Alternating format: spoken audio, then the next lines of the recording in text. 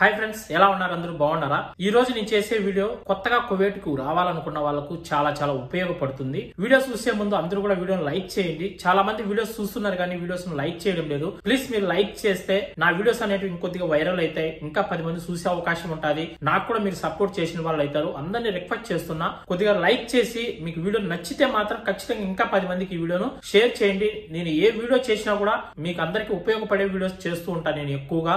ఎందుకంటే ఇక్కడికి వచ్చి ఇబ్బందులు పడకూడదు, మన వాళ్ళు ఇక్కడికి రావాలంటే ప్రతి ఒక్క విషయం తెలుసుకొని వస్తే బాగుంటాది అనే ఉద్దేశంతో నేను ప్రతి ఒక్క వీడియో కూడా నేను చేస్తూ ఉంటాను. మీ సపోర్ట్ అయితే నాకు చాలా అవసరం. మీరు నన్ను ఇంకా కొద్దిగా ముందుకు తీసుకెళ్తారని, మీరు ఇంకా నాకు మంచిగా సపోర్ట్ ఇస్తారని మనస్ఫూర్తిగా నేనైతే కోరుకుంటున్నాను. ఇంకా వీడియోలోకి వెళ్ళిపోదాం. ఎవరైతే కొత్తగా కువైట్కి రావాలనుకుంటున్నారో వాళ్ళకి నేను కొన్ని టిప్స్ అనేవి చెప్తాను. అవి ప్రతి ఒక్కటి మీరు పాటించారంటే మీకు అన్ని కూడా బాగుంటాయి. ఇక్కడికి వచ్చిన తర్వాత అవి ఏమిటనేది తెలుసుకుందాం మనము. ఫస్ట్ వచ్చి వీసా తీసే వ్యక్తి ఎలాంటి వాడు అనేది ముందుగా మనం తెలుసుకోవాల్సి ఉంటది. ఎవరైనా సరే కువైట్ వీసా ఉన్నది అని తెలియగానే మనం వెళ్లే ఇల్లు ఎలాంటిదో, ఆ కంపెనీ ఎలాంటిదో అవి ఏవి ఆలోచించకుండా వాళ్ళు ఎంత అడిగితే అంత డబ్బులు వాళ్ళు కట్టేయడము, మనం అక్కడ మొత్తం ప్రాసెస్ అంతా చేసుకొని కువైట్ కు వచ్చిన తర్వాత ఇక్కడ వాళ్ళు చెప్పినట్టు లేకపోవడము, ఇక్కడ కష్టాలు పడి ఇక్కడ చేయలేక ఏడ్చుకుంటూ మళ్ళీ తిరిగి మనము ఇండియాకైతే వెళ్ళిపోతున్నాం. ఇట్లా చాలా జరుగుతున్నాయి. అందుకనేసే మనకు వీసా తీసే వ్యక్తి ఎలాంటి వాడు అనేది ముందుగా తెలుసుకోవాలి. ఆ వ్యక్తి ద్వారా మనం కువైట్కి వెళ్తే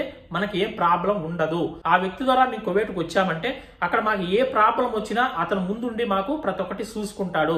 ఒకవేళ ఇంట్లో మాకు జీతాలు సక్రమంగా ఇవ్వకపోయినా, లేదా ఆ ఇంట్లో కువైట్ వాళ్ళు చెడ్డవాళ్ళైనా, లేదా ఆ ఇంట్లో మనకి ఏదైనా కష్టాలు వచ్చినప్పుడు ఆ ఇల్లు మార్చాలన్నా, ఇలాంటి దాంట్లో అతను మాకు బాగా సపోర్ట్ ఉంటాడు.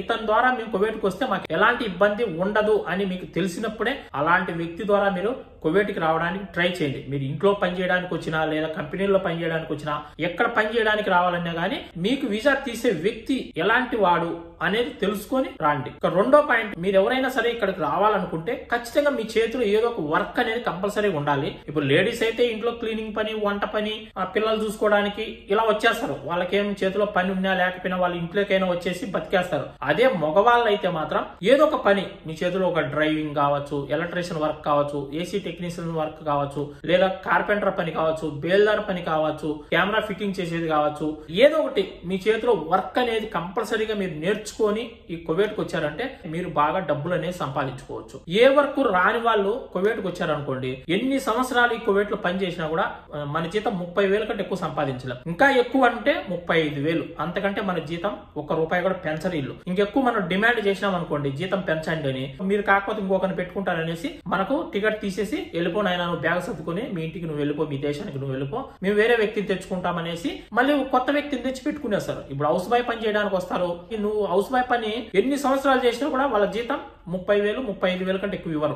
ఎగస్ట్రా జీతం అడిగినామనుకో, పోనైనా నువ్వు మీ ఇంటికి నువ్వు వెళ్ళిపో, నేను ఇంకొక వ్యక్తిని తెచ్చుకుంటాననేసి పంపించేస్తారు. ఎందుకంటే ఆ వ్యక్తితో అంత వాళ్ళకి అవసరం ఉండదు. కొత్తగా వచ్చిన వ్యక్తి అయినా సరే ఒక 10 రోజులు ఇలా అలా చేయాలని చెప్పేస్తే నేర్చుకునేస్తాడు, ఆటోమేటిక్ గా చేస్తాడు. కాబట్టి వాళ్ళకి అంత ఇంపార్టెంట్ ఉండదు. హౌస్ బాయ్ పని చేసే వాళ్ళైనా, గెస్ట్ హౌస్ లో పని చేయడానికి వచ్చినా, లేదా కూరగాయ తోటలో పని చేయడానికి వచ్చినా, లేదా గొర్రెల కాడికి వచ్చినా, ఒంటెల కాడికి వచ్చినా, ఇలాంటి వాళ్ళతో వాళ్ళకి అంత ఇంపార్టెంట్ ఉండదు. వాళ్ళు కాకపోతే ఇంకొకడైతాడు అనేసి అలా థాట్ ఉంటుంది కువైట్ వాళ్ళకు. అదే మీ చేతిలో ఒక వర్క్ ఉండింది అనుకోండి, ఆ వర్క్ చేసే మనిషి వెళ్ళిపోయాడంటే మళ్ళీ అలాంటి వ్యక్తిని తెచ్చుకోవాలంటే వాళ్ళు భయపడతారు. ఎందుకంటే ఈ వ్యక్తి చాలా బాగా వర్క్ చేస్తున్నాడు, ఈ వ్యక్తికి అన్ని తెలుసు, ఏ పని ఎలా చేయాలో తెలుసు. అలాంటప్పుడు ఈ వ్యక్తిని పంపించేసి ఇంకో వ్యక్తిని తెచ్చుకుంటే అతను ఎలాంటి వాడో, అతనికి పని వస్తుందో రాదో, అతనికి వచ్చిన తర్వాత ఆ పని చేస్తాడో చేయలేడో, సరిగ్గా చేయకపోతే మనం చాలా ఇబ్బంది పడతాం కదా అనేది ఆలోచిస్తాడు. ఒక డ్రైవర్ అయినా అంతే. నువ్వు డ్రైవింగ్ కు కొత్తగా వచ్చావు, నీకు కష్టపడి వాళ్ళు లైసెన్స్ చేయిస్తారు, నీకు డ్రైవింగ్ నేర్పించేస్తారు, నీకు కువైట్ గురించి మొత్తం తెలుసుకుంటావు. నువ్వు ఏ రూట్ ఎక్కడికి వెళ్తుంది, ఎక్కడికి వెళ్ళాలి, మనం మేడం ఎక్కడికెక్కడికి డ్యూటీలకు వెళ్తాంది, పిల్లల్ని ఎలా చూసుకోవాలి, పిల్లల్ని ఎక్కడ వదలాలి, నీకు అన్ని అర్థమైపోతాయి. కాబట్టి దీన్ని అంత ఈజీగా వదులుకోడు. ఒక డ్రైవర్ ని కూడా కువైట్ వాళ్ళు అంత ఈజీగా వదులుకోరు. ఇంకొకటి వస్తే వాడు ఎలాంటి వాడు, వాడు మంచివాడు కాకపోతే మనకి ఇబ్బంది ఉంటుంది, డ్రైవింగ్ వస్తుందో రాదో, ఏదైనా చేస్తే మనకి ఇబ్బంది అయిపోతుంది కదా అని ఇలా ఆలోచిస్తారు. పని చేతిలో ఉన్నవానికి కువైట్ లో ఇబ్బంది ఉండదు. ఎక్కడైనా కూడా కువైట్ లో బతికేయచ్చు. ఏ పని చేతిలో లేనివాడు ఇక్కడ డబ్బులు సంపాదించడం చాలా కష్టం. ఆ వ్యక్తికి విలువ కూడా ఉండదు. అదే లేడీస్ అయితే వాళ్ళకి పని వచ్చినా రాకపోయినా ఇబ్బంది లేదు. వాళ్ళ ఇంట్లో పని చేయడానికి వస్తారు కాబట్టి వాళ్ళకు 30,000 35,000 జీతం ఇస్తారు. ఎన్ని సంవత్సరాలు చేసినా 35,000, ఎక్కువ అంటే 40,000 ఇస్తారు. ఇంకా అంతకంటే ఎక్కువ అడిగితే వాళ్ళు కూడా పెంచరు. కువైట్ వాళ్ళు కూడా లేడీస్ కూడా పెంచరు. ఎవరో కొన్ని ఇళ్లలో మాత్రమే 45,000 కాడికి ఇస్తా అంటారు. కొత్తగా వచ్చినప్పుడు 100 దినార్లు 110 దినార్లు ఇస్తారు. ఒక 30,000 ఇస్తారు. ఒక 2 సంవత్సరాల తర్వాత ఇంకొక 10,000 ఇస్తారు. 120. మళ్ళా 2 సంవత్సరాల తర్వాత 130. హైయెస్ట్ అంటే ఒక 150 దినార్లు వెళ్తాయి. 150 అంటే మన ఇండియన్ కరెన్సీలో ఒక 40,000 వెళ్తాయి. 40,000 కంటే ఎక్కువ ఇవ్వరు. నువ్వు వంట పని చేయడానికి వచ్చినా, పిల్లలు చూసుకోవడానికి వచ్చినా, ఏ పని చేయడానికి వచ్చినా కూడా నువ్వు ఒక 10 ఏళ్ళు పని చేస్తే నీ జీతం 150 దినార్లు ఇస్తారు. అంతకంటే ఎక్కువ ఆడవాళ్ళకు. ఇంకా మూడో పాయింట్, ప్రతి ఒక్కరు ఇది ఖచ్చితంగా తెలుసుకోవాలి. మీరు వచ్చే ఇల్లు అయినా సరే, కంపెనీ అయినా సరే ఎలాంటిది, మంచిదా కాదా అనేది ముందుగానే మనం తెలుసుకోవాలి. ఎందుకంటే మీరు చాలా మంది ఎక్కడ తప్పు చేస్తున్నారంటే, మీకు వీసా తీసే వ్యక్తిని ఇవన్నీ అడగరు. మేము వెళ్ళే ఇల్లు ఎలాంటిది, ఆ ఇంట్లో వ్యక్తులు ఎలాంటి వాళ్ళు, ఆ ఇంట్లో జీతాలు కరెక్ట్ గా ఇస్తారా ఎవరా, ఆ ఇంట్లోకి వెళ్తే ఏమేం పనులు చేయాలి మేము, డ్రైవింగ్ పనేనా, లేదంటే ఆడవాళ్ళైతే మేము ఓన్లీ పిల్లలు చూసుకొని క్లీనింగ్ పనేనా, లేదా ఇంకా వేరే పనులన్నీ ఏమైనా చేయాలా, లేదా ఎన్ని గంటల వరకు డ్యూటీ ఉంటుంది, లేదంటే మనం ఎన్ని కార్లు ఉంటాయి ఇంట్లో కడగడానికి, ఇలాంటివన్నీ ఏం అడగరు.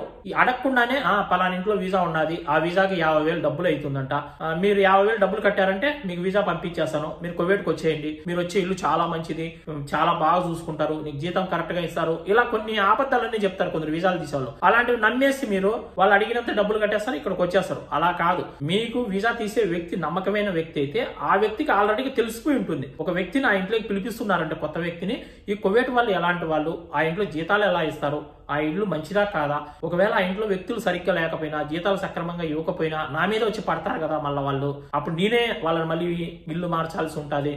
ప్రతి ఒక్కటి నేనే చూసుకోవాలి. కాబట్టి మనం తీసేటప్పుడే వీసా మంచి ఇంట్లోకి తీద్దాం, మంచి కంపెనీలోకి తీద్దాం. మనకు 10 రూపాయలు ఇచ్చినా ఇవ్వకపోయినా వాళ్ళు బాగుంటే చాలు అనుకునే వాళ్ళు చాలా మంది ఉంటారు. అలాంటి వ్యక్తులను ఎంచుకొని రాండి కువైట్ కి. ఎవరో ఒక ఆఫీస్ పెట్టుకుని ఒక ఏజెంట్ ఉన్నాడంటే ఆ ఏజెంట్ నమ్మేసి అతను మీరు వెళ్ళే ఇల్లు చాలా మంచిది, ఆ ఇంట్లో ఇలా ఉంటుంది అలా ఉంటుంది, మిమ్మల్ని సూపర్ గా చూసుకుంటారు, మీకు జీతం కాకుండా పైన ఇంకా బాగా డబ్బులు వస్తాయి, మీరు పైన ఇంకా 20,000 సంపాదించవచ్చు, 50,000 సంపాదించవచ్చు, నెల 5,000 వస్తుంది ఎక్స్ట్రా, ఇది వస్తుంది అది వస్తుంది, మీకు లేనిపోయిన మాటలన్నీ చెప్పి మిమ్మల్ని బాగా ఉపికిచ్చేసి ఏదో విధంగా మీ దగ్గర వాళ్ళు డబ్బులు లాక్కొని మిమ్మల్ని ఇక్కడ పంపించేస్తారు. ఇక్కడికి వచ్చిన తర్వాత మీ గురించి అస్సలు పట్టించుకోరు వాళ్ళు. మీరు ఇక్కడ సచ్చినారా, బతికినారా, ఎలా ఉన్నారు, ఆ ఇల్లు ఎలాంటిది, ఆ ఇల్లు మంచిదా చెడ్డదా, ఇవన్నీ ఏం పట్టించుకోరు. వాళ్ళు మిమ్మల్ని ఫ్లైట్ ఎక్కిచ్చేసారంటే ఇంకా మీ గురించి వాళ్ళు మర్చిపోతారు. అలాంటి ఏజెంట్లను నమ్మేసి, ఎవరో వీసాల వ్యాపారం చేసే వాళ్ళు ఉంటారు, అలాంటి వాళ్ళని నమ్మేసి అస్సలు రావద్దండి. మీరు ఎవరైనా సరే కువైట్కి రావాలి అనుకుంటే కొత్తగా మీకు నమ్మకమైన వ్యక్తి ఉంటేనే ఆ వ్యక్తి ద్వారానే వీసా తీసుకొని వస్తే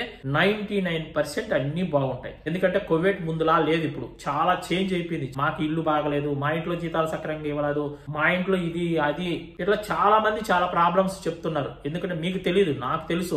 ఎంతో మంది నాకు కామెంట్లు పెడతా అంటారు, ఎంతో మంది నాకు ఫోన్లు చేస్తా అంటారు, ఎంతో మంది ఇన్స్టాగ్రామ్ లో మెసేజ్ చేస్తూ ఉంటారు. నేను వచ్చిన ఇంట్లో నాకు జీతం ఇవ్వలేదన్నా, 3 నెలలు అయిపోయిందన్నా, 5 నెలలు అయిపోయిందన్నా, జీతం అడిగితే ఇవ్వడం లేదన్నా, జీతం అడిగితే కొట్టడానికి వస్తున్నారన్నా, సరిగా అన్నం పెట్టడం లేదన్నా, ఇంటికి వెళ్ళాలంటే ఇంటికి పంపించడం లేదన్నా, ఎన్నో రకాలుగా నాకైతే చెప్తూ ఉంటారు. కంపెనీలకైనా అంతే సేమ్. ఇప్పుడు తలబాత్ కంపెనీలోకి వస్తున్నారు ఫుడ్ డెలివరీ బాయ్స్ గా, అసలు జీతాలు ఇవ్వడం లేదు పాపం. రోజుకు 15 గంటలు 16 గంటలు డ్యూటీ చేయించుకుంటున్నారు వాళ్ళ దగ్గర. కనీసం నెలకు 30,000 డబ్బులు సంపాదించుకోలేకున్నారు. ఎందుకంటే కొన్ని డెలివరీ కంపెనీల్లో నెలకు వచ్చి మీరు 400 ఆర్డర్లు డెలివరీ చేస్తేనే మీకు జీతం 40,000 ఇస్తాం. 400 ఆర్డర్ల కంటే తక్కువ డెలివరీ చేశారనుకోండి, మీ జీతంలో కటింగ్ చేస్తాం. 40,000లో మీకు కటింగ్ చేస్తాం. మీకు 30,000 వస్తుందో 35,000 వస్తుందో తెలియదు. మీరు ఎన్ని ఆర్డర్లు ఇస్తే దాన్ని పట్టించి మీకు జీతం ఇస్తామని కొన్ని కంపెనీలు అయితే అలా కూడా చేస్తున్నారు. కొన్ని కంపెనీలు అయితే 16 గంటలు డ్యూటీ చేయించుకున్నా కూడా నెలకు 30,000 కూడా జీతం ఇవ్వడం లేదు. కొందరైతే పాపం వచ్చి ఇంతవరకు డ్యూటీని ఎక్కకుండానే రూమల్లో పడుకొని ఇళ్ల దగ్గర నుంచి డబ్బులు వేయించుకొని ఇక్కడ తింటూ రూమల్లో కూర్చోన్నారు. డ్యూటీలు లేక, పనులు లేక చాలా మంది కష్టాలు పడుతున్నారు. కొన్ని కంపెనీలు అయితే జీతాలు ఇవ్వడం లేదు. 5 నెలలు 6 నెలలు అయినా